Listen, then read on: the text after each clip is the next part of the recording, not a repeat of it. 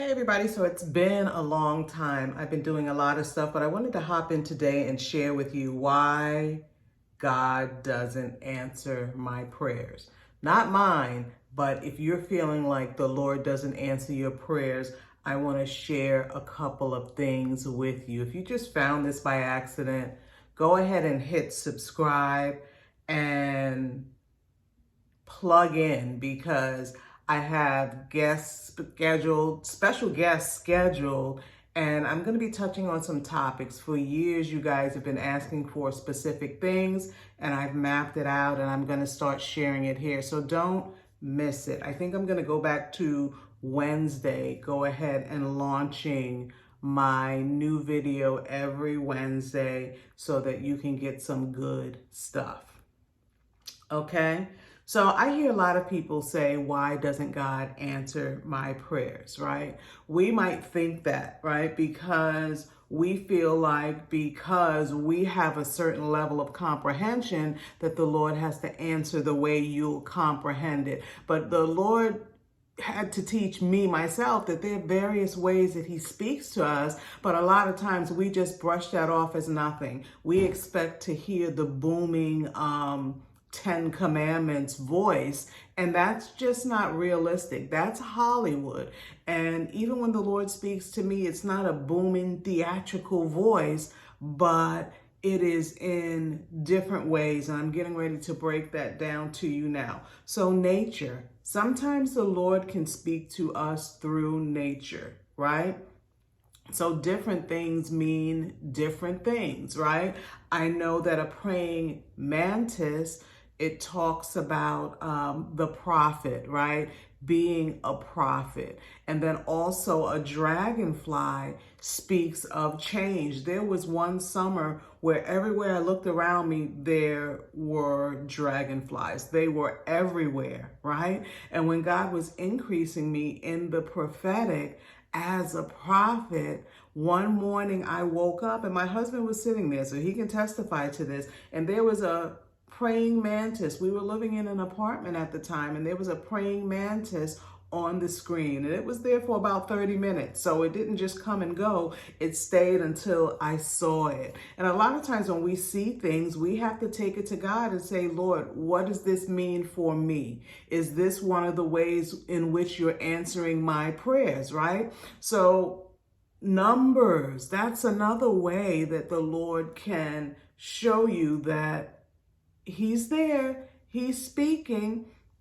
I've been seeing the number 1111 and 111 for years, right? So I see it back to back. And I know that's because I'm standing on Deuteronomy 1:11 and Deuteronomy 11:11. So that means that God is my provision, that he's ushering me into newness. He's ushering me into greatness. There are different ways that the Lord speaks, and we just have to become aware of it and not just focus on the one way, right?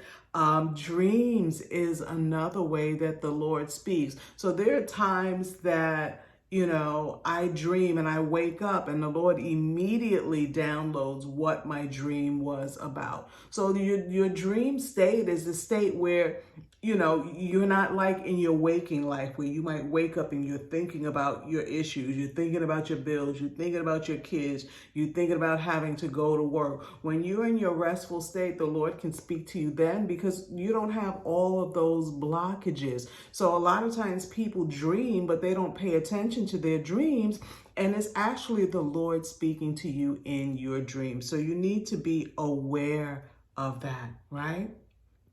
The Lord also speaks to us through visions, right? So there are plenty of times that I have visions. If you read any of my books, actually, if you read my New Angel book, you will see how many times the Lord spoke a thing, confirmed the thing, sent an angel to help me walk out a thing. It's just unbelievable. If you haven't gotten a copy, go to midwifemerch.com. I'm going to put the link in the description below. But visions are so vivid, and it takes us and shows us what God desires for us to see. And that's my prayer anyway. I tell people this all the time. I've never prayed to see an angel, but yet and still, this past Sunday, for the Resurrection Sunday, if you look at the 33.16 mark, you can visually see an angel fly across the screen. That's God letting me know that he's with me, that he's with us in our ministry.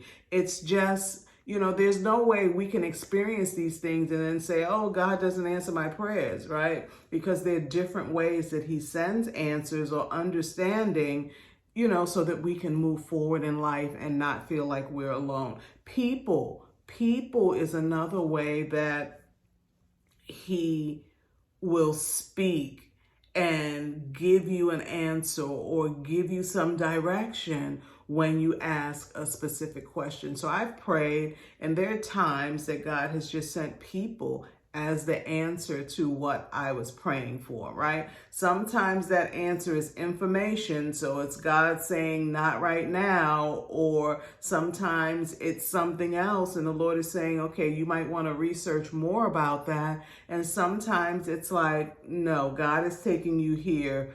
They've prophesied, God is saying this is the direction for you, and then he confirms it. And that's the last thing. He can answer you through a confirmation. So many times you might be praying about a thing, you might not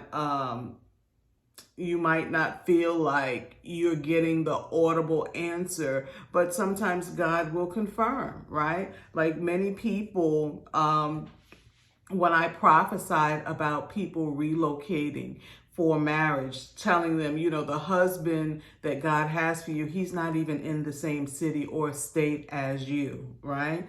And when I speak that, when I decree that, when I prophesy that over them, then they're like, wow, that's just confirmation, because I've been feeling in my spirit like I needed to move. So we have to stop, because here's the thing. When you're making declarations, God doesn't answer my prayers, God doesn't answer my prayers, you're literally saying God doesn't answer my prayers. So if he hasn't answered in the past, or you feel like he hasn't answered in the past, you're making a declaration that going forward, he's not going to answer your prayers. So you want to stop saying that if you're saying that, and begin to open your eyes. Ask the Lord to open your eyes spiritually so you can begin to see the things around you and observe and recognize the things that the Lord is speaking through. Remember, it can be nature, it can be numbers, it can be dreams, it can even be visions. It could be people, and it could be confirmation, because sometimes the confirmation could be you sitting in a service and you're hearing the very thing that you're asking for. God's giving you scripture and verse. So we have to expect. We have to come before the Lord. Whatever question you're asking, whatever information you're seeking, you have to come before the Lord expecting it. Not expecting it to back down, but to expect God to send an answer, whether it's through a dream. Because see, here's the thing, we don't get to pick how it comes. God sends it a lot of times in a way that will grow us spiritually. So if he wants you to be more aware of your dreams, he might send your answer through your dreams. If he wants you to understand visions and experience a vision for the first time, he might pull you into a vision, right? If he wants you to be aware of what's around you, it might be nature and numbers, right? There are times that I've seen 1111 go by on a truck, or I look up and my receipt says $11.11 is my change. So God is speaking all the time. We just have to make sure that we are listening. That's it. We have to make sure that we're listening. So I hope this blessed you today. Stay tuned. I'm going to be talking about more stuff that will help you grow this year.